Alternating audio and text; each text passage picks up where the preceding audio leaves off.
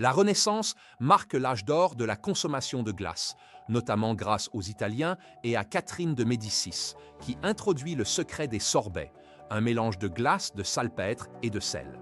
Henri III et Louis XIV en deviennent de fervents amateurs, incitant la noblesse et la bourgeoisie à se faire construire des glacières qui se répandent dans tous les châteaux de France et de Navarre.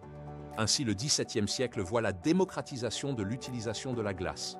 En 1684, l'Italien Procopio Cultelli ouvre un café à Paris, sur la place de la Comédie-Française, aujourd'hui le Café Procope. Il devient rapidement à la mode en proposant une grande variété de glaces et de sorbets.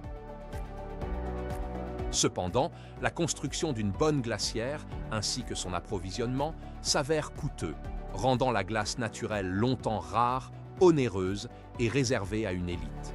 En France, les glacières privées ou publiques, souvent mises en fermage, se multiplient au XVIIe siècle, régies par le privilège national de la glace, promulgué par Louis XIV en 1659. De nombreux châteaux étaient équipés de glacières jusqu'à la fin du XIXe siècle. Ces installations consistaient en grandes pièces souterraines ou vastes puits où l'on entassait la glace récoltée sur les plans d'eau durant l'hiver. La fosse était généralement orientée plein nord, recouverte d'une structure maçonnée et d'un monticule de terre pour une isolation optimale. À l'intérieur, la glace était protégée du sol et de l'air ambiant par de la paille et des branchages.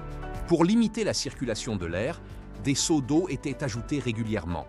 L'eau, en s'écoulant, se solidifiait et comblait les espaces vides. L'eau de fonte était recueillie dans une excavation au bas du puits pour en faciliter l'évacuation. Cela permettait de rafraîchir les mets et boissons, tout en permettant la confection de glaces et sorbets tout au long de l'année. Dès le XVIIIe siècle, les glacières commerciales commencent à émerger. Au XIXe siècle, elles remplacent progressivement les glacières privées pour des raisons économiques. Ces usines à glace, grâce à l'industrialisation et à l'importation de glace, atteignent des capacités immenses, comme celle construite dans le bois de Boulogne en 1858, qui peut produire plus de 10 000 tonnes, tandis qu'à Boston, le trafic des glacières s'élève à 146 000 tonnes en 1857. Cependant, l'avènement de la glace artificielle, grâce aux machines à froid inventées entre 1855 et 1860 par des ingénieurs américains et français, comme William Cullen et Ferdinand Carré, va progressivement rendre obsolètes les anciennes méthodes. Leur disparition s'achève au XXe siècle avec l'arrivée du réfrigérateur domestique, présenté pour la première fois à l'Exposition universelle des arts décoratifs de Paris en 1925.